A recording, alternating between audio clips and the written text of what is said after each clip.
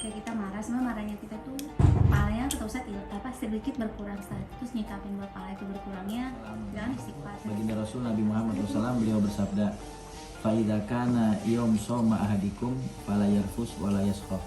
Kata Rasulullah, ketika seseorang dia berpuasa, maka saat dia berpuasa hendaknya dia tidak berucap ucapan yang kotor, berucap ucapan yang di dalamnya terdapat celaan, apalagi sampai berbuat satu perbuatan yang tidak terpuji.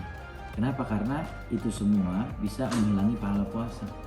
Yang tadinya puasanya mungkin bisa dapat pahala sempurna, tapi dengan dia berucap ucapan yang kotor, dengan memaki-maki orang, dengan dia berbuat perbuatan yang tidak terpuji, ini bisa mengikis pahala puasanya.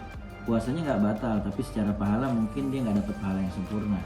Gitu, makanya di saat kita berpuasa itu kita jaga lisan kita dari berdusta, membicarakan aib orang, mengadu domba, dan juga kita jaga lisan kita dari berucap ucapan yang kotor, apalagi sampai maki-maki orang. Karena justru di situ PR-nya. Orang yang puasa diuji emosinya. Kira-kira bisa gak dia sabar ketika dia berpuasa, jangan sampai pahala puasanya hilang.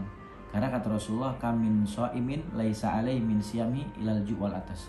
Berapa banyak orang yang puasa tapi dia nggak dapat pahala puasa, yang dia dapat cuma lapar sama haus doang. Kenapa? Karena dia nggak bisa menahan emosinya, menahan amarahnya, dia nggak bisa menahan dirinya dari berucap ucapan yang kotor, apalagi sampai melakukan perbuatan yang tidak terpuji. Maka jangan sampai pahala puasa kita hilang dan sia-sia. Makanya bagaimana caranya untuk menebus semua itu?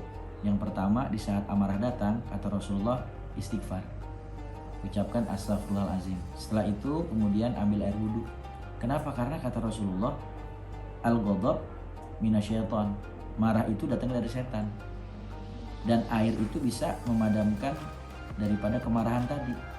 Kalau setan Allah ciptakan dari api, maka dia padam dengan air. Makanya kenapa Rasulullah suruh orang yang marah kalau sudah istighfar masih marah suruh wudhu. Ada sahabat lagi tanya, ya Rasul, kalau udah wudhu tapi ternyata masih marah juga. Kata Nabi, kerjain sholat 2 rakaat. 2 rakaat udah masih marah juga ya Rasul, baca Quran.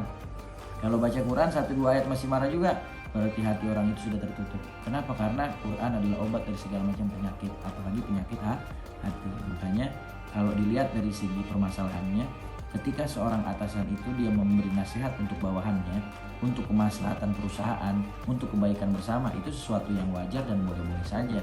Bahkan itu menjadi satu kewajiban